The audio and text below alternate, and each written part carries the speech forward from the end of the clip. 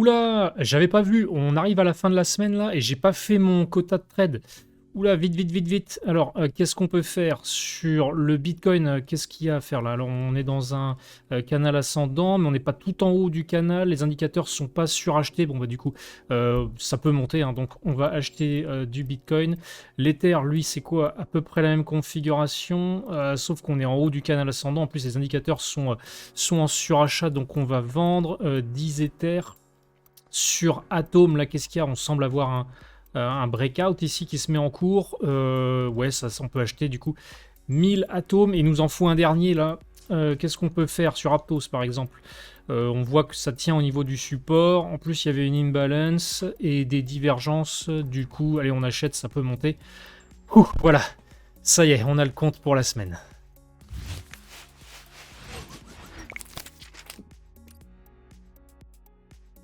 Bon, ça m'étonnerait que vous vous soyez retrouvé dans une telle situation, tout du moins je vous le souhaite pas, mais aujourd'hui on va répondre à une question trop peu posée mais très importante. Combien de trades faut-il faire par mois ou par an? Autrement dit, faut-il s'imposer un minimum de trades? La réponse va vous surprendre, c'est parti. J'entends souvent beaucoup de personnes me dire « je veux faire le moins de trades possible » ou encore je ne fais que quelques trades par an, mais je veux qu'ils soient ultra qualitatifs. Ou encore, moi quand je rentre sur un trade, il faut vraiment que tous les indicateurs et toutes les étoiles soient alignées. Ça a du sens, et ça semble même être une très bonne chose tant qu'à faire. C'est vrai, pourquoi faire plus de trades si on peut en faire moins? En plus, en faisant beaucoup de trades, eh ben, ça coûte plus de frais de trading et de commissions qu'on paye aux courtiers. Donc en fait, tout ce qu'on fait, c'est qu'on enrichit nos courtiers. Et qui dit quantité, dit pas forcément qualité. Donc mieux vaut, certes, peut-être réduire le nombre de trades qu'on fait par mois ou par an, mais augmenter la qualité de chacun des trades. Cette manière de penser, je suis convaincu qu'un très grand nombre d'entre vous la partagent et seraient d'accord. Mais faire moins de trades ou faire peu de trades, ça pose un très gros problème, la fiabilité statistique. Illustrons ça avec un exemple qui va parler à tout le monde. On a ici un site de simulation de courbes d'évolution de capital. Autrement dit, on va rentrer des statistiques d'une stratégie de trading, des statistiques théoriques d'une stratégie, et ce site va nous simuler l'évolution possible et théorique d'un capital qui utiliserait la stratégie en question. On va donc supposer un capital de départ de 10 000 euros, et on va supposer que quelque part, vous avez appris une stratégie de trading qui gagne 50% du temps. C'est-à-dire que un trade sur deux est gagnant et un trade sur deux est perdant. Mais vos trades gagnants vous rapportent plus que vos trades perdants, ce qui fait qu'il y a un ratio gain-perte d'environ 1,20. Donc en fait, chaque trade gagnant vous rapporte 1,20 fois ce que vous fait perdre un trade perdant. Et on va supposer que vous faites, comme de nombreuses personnes qui cherchent à trader le moins souvent possible, mais à faire peu de trades mais qui seraient qualitatifs, on va supposer 2 trades par mois, soit 24 trades par an.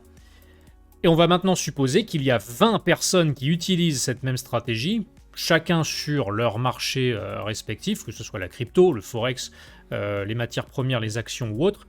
Donc on va simuler l'évolution du capital théorique et pratique d'ailleurs de 20 traders différents, mais qui utilisent toutes et tous la même stratégie, simplement sur des actifs différents. Et on va supposer que vu qu'ils font peu de trades, quand ils font un trade, eh bien, ils risquent une partie assez importante de leur capital. Par exemple, ils vont risquer 2% de leur capital si jamais le stop loss se fait toucher. Eh bien, voyons voir ce que ça donne niveau simulation. On a donc là 20 courbes potentielles d'évolution de capital avec une stratégie qui gagne 50% du temps et qui, lorsqu'elle gagne, a un ratio gain-perte de 1,2. Et ce qu'on peut voir déjà, c'est que, waouh, les 20 traders, là, ils n'ont pas du tout la même évolution de capital. Il y en a un, lui, tout en haut, qui, au bout des 24 trades, donc au bout d'un an, il est à 14 000 euros de capital, donc il a fait un gain de 40%. Et il y en a un autre, là, par exemple, lui, tout en bas, il est à 9 115, donc il est en moins-value de quasiment 10%. Et il y en a d'autres qui, là aussi, ont des différences. Il y en a qui sont aux alentours de 9 500, et un autre, lui, qui est à quasiment 13 000. Donc, Pourtant, je se demandais ce qui se passe. Ils utilisent toutes et tous la même stratégie, mais ils n'ont pas du tout la même évolution de capital. Alors, l'explication, c'est que chaque trader a les trades gagnants et perdants dans un ordre complètement différent. Lorsqu'un trader ouvre un trade, il ne sait pas si le trade va être gagnant ou perdant. Ce qui fait qu'en fait, la série consécutive de trades gagnants ou perdants que chaque trader peut subir est complètement différente et aléatoire. On peut avoir gain, gain, gain, perte, perte, perte, ou alors gain, perte, perte, perte, gain, perte, etc. Enfin, l'ordre dans lequel le résultat des trades va venir peut grandement et va grandement différer d'un trader à un autre. Et ça, c'est complètement aléatoire, ce qui fait que bien que ici, les 20 traders qu'on a simulés utilisent toutes et tous les mêmes règles pour rentrer et sortir de leur trade, l'ordre dans lequel les trades sont venus, le résultat de chaque trade, fait que la courbe d'évolution du capital de chacun des traders varie drastiquement. Si on recommence d'ailleurs une nouvelle simulation, on peut voir qu'à chaque fois, du coup, les 20 courbes changent complètement. On va avoir des écarts qui peuvent être plus ou moins grands. Là, par exemple, celui-ci, là, au bout des 24 trades, au bout d'un an, il est en moins-value de 17%. Il a démarré à 10 000 et il finit à 8 300. Alors que sur le papier, sa stratégie, elle est censée être gagnante.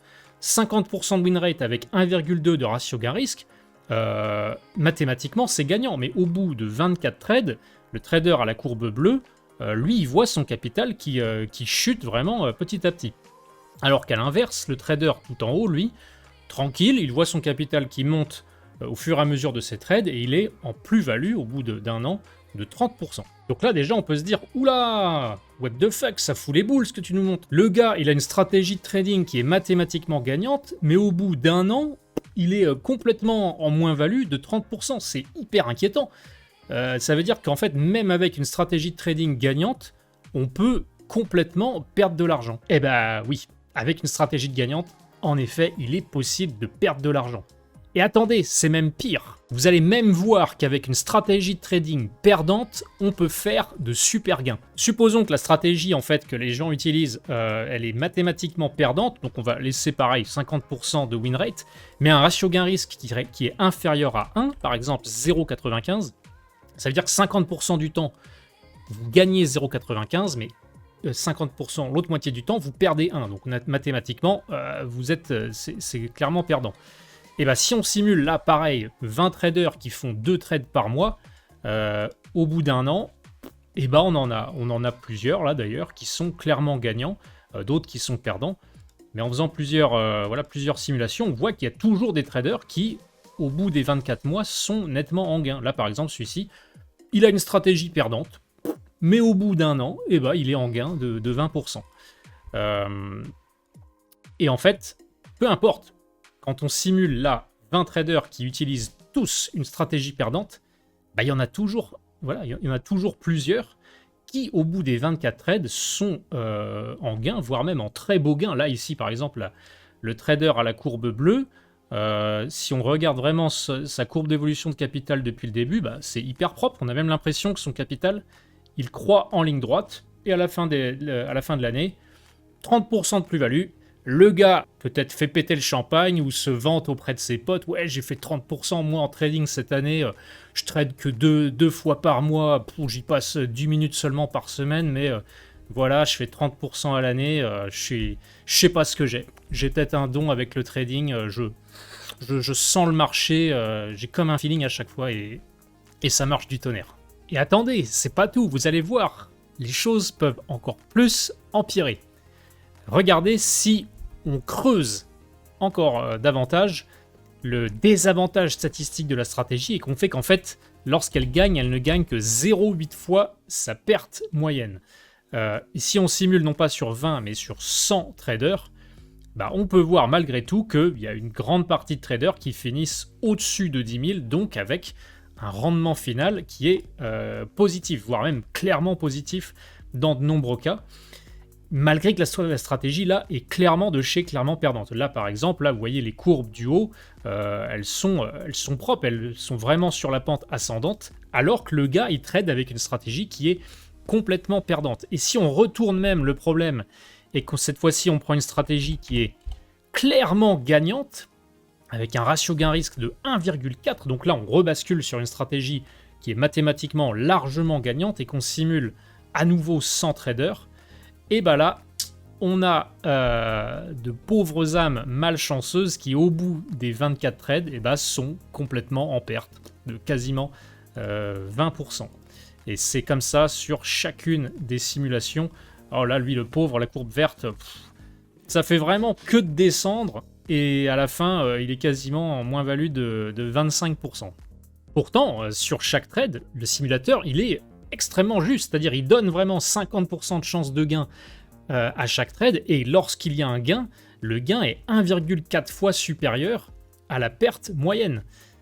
Le problème ici, en fait, c'est juste que 24 trades, c'est pas du tout assez pour laisser à la stratégie suffisamment de temps et de trades pour vraiment matérialiser les statistiques théoriques de la stratégie en question. Par contre, regardez ce qui se passe si on ne teste plus avec seulement 24 trades, mais si on fait 10 fois plus de trades, supposons 240, et qu'on laisse toujours 100 courbes évolutives potentielles, comme si on avait 100 traders.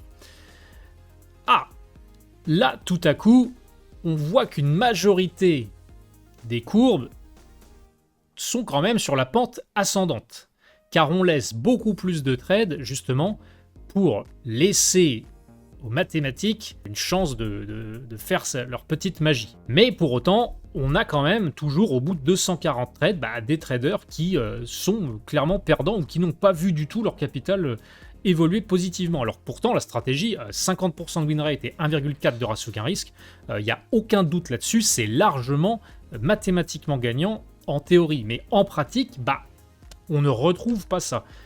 Et si on simule d'autres courbes, là c'est pareil, on en a qui sont en moins-value de 20% au bout des 240 trades, alors qu'à l'opposé, on a un gars là qui est en x10 quasiment.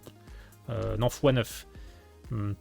Alors que la trajectoire théorique du capital, c'est la courbe noire ici, mais en fait on a des disparités énormes en pratique par rapport à ce qu'on est censé avoir en théorie. On continue les simulations, oh là c'est la cata là, ces traders là. Moins-value là encore de 6%, et encore à un moment donné il était à moins 30% de moins-value, la courbe bleue. Pourtant ce gars-là fait exactement la même chose que le gars tout en haut ici qui lui est à 400% de rendement sur la même période. Et ça, c'est purement une histoire de chance. C'est juste aléatoire l'ordre dans lequel chacun de ces traders va avoir ses trades gagnants ou perdants. Et en fonction de cet ordre-là, la courbe d'évolution du capital, elle va être complètement différente d'un trader à un autre. Pourtant, ils font tous exactement la même chose. Ils achètent lorsque telle condition ou vendent lorsque telle ou telle condition est remplie, et ils sortent de leur trade lorsque telle condition est remplie elle aussi. C'est un peu comme si devant moi j'avais 100 personnes et que je leur apprends toutes et tous exactement la même stratégie. Après, chacun rentre chez soi et applique la stratégie sur les instruments financiers de leur choix. Et en fait, on se retrouve au bout de 240 trades. Ils me montrent toutes et tous leur évolution de capital et ils ont des résultats complètement différents les uns des autres. Si maintenant on prend 240 trades avec une stratégie qui est complètement perdante, avec le ratio gain-risque là de 0,8 et qu'on simule des courbes, on voit qu'il y en a toujours qui au bout des 240 trades sont en positif, font des plus-values. Alors il y en a, c'est catastrophique pour certains, voire même pire que ce qu'on est censé avoir en théorie. Mais il y en a d'autres, comme ici par exemple, au bout des 240 trades, lui il est à 47% de plus-value. Donc en fait, si un gars vous montre ses résultats, regardez cette année j'ai fait 240 trades et je suis en plus-value de 47%, vous pouvez vous dire, waouh, il gère trop le gars. Mais en fait non, ce qu'il ne sait pas lui, c'est purement de la chance en fait. Sa stratégie elle est perdante, mais il a eu de la grosse chance. Donc 240 trades, c'est même pas encore assez du tout pour être certain et juger avec pertinence si une stratégie elle est gagnante ou pas. Car on peut voir qu'avec des stratégies perdantes, au bout de 240 trades, on peut être en gros gain. Et avec, comme on l'a vu précédemment, une stratégie qui mathématiquement est gagnante, et bah malgré ça, au bout de 240 trades, on peut être en grosse perte. Mais alors, comment on fait pour savoir si on peut avoir confiance en une stratégie de trading ou si je peux avoir confiance en les résultats du mec dont je suis les trades, etc. Bah en fait, ce qu'on veut, et vous allez comprendre tout de suite, étant donné qu'on l'a compris, il y a un gros facteur chance en fait, dans l'ordre dans lequel les trades viennent et donc dans l'évolution du capital qu'on va avoir. Pour que ce soit le plus fiable possible statistiquement, c'est qu'on veut que le mec qui ait le plus de chance avec cette stratégie et le gars qui a le moins de chance possible avec cette stratégie, bah on voudrait qu'ils aient des résultats plus ou moins proches en fait. Ce qu'on voudrait en fait, c'est que le gars qui a le plus de chance et le gars qui a le moins de chance, dans les deux cas, ils aient des résultats qui soient relativement proches des résultats théoriques, c'est-à-dire ici de la courbe noire. Or, là, on voit qu'il y a une énorme disparité entre le trader qui a le plus de chance avec cette stratégie et le trader qui a le moins de chance avec cette stratégie. Ça veut donc dire qu'on n'a pas encore fait assez de trades avec la stratégie pour que tous les traders qui utilisent la stratégie, en fait, leur capital converge vraiment vers l'évolution théorique qu'on est censé avoir. C'est ici la courbe noire. Pour vous illustrer ça, on va maintenant simuler la même stratégie sur 1000 trades. Et là, on va voir que plus on fait de trades, en l'occurrence, voilà, là, on a vraiment toutes les courbes qui suivent la même direction que la courbe noire, donc l'évolution théorique. Alors, on a encore un facteur chance qui fait que on a des traders qui perdent beaucoup plus que ce qu'on est censé perdre en théorie et d'autres qui perdent moins. Le capital décroche moins vite que la vitesse à laquelle il est censé décrocher en théorie. Mais là, sur 1000 trades, on retrouve vraiment la direction du capital qu'on est censé avoir, c'est-à-dire une direction complètement baissière ici, parce que la stratégie, elle est mathématiquement perdante. Et là, en fait, j'ai beau rafraîchir les simulations à chaque fois, au bout de 1000 trades, avec cette stratégie complètement perdante, on n'a aucun trader qui est en gain. On en a qui sont tous en perte. Comme j'ai dit, il y en a qui sont plus en perte que la normale et d'autres qui sont un petit peu moins en perte. Mais regardez ce qui se passe si je bascule d'une stratégie perdante à une stratégie clairement gagnante. Donc on va passer de 0,80 de ratio gain-risque, ce qui est perdant, à 1,20, pareil sur 1000 trades. Et bah là, on a des traders qui sont clairement en perte. Lui là, le pauvre gars, il est à moins 50% quasiment au bout de 1000 trades, alors que sa stratégie, elle est gagnante.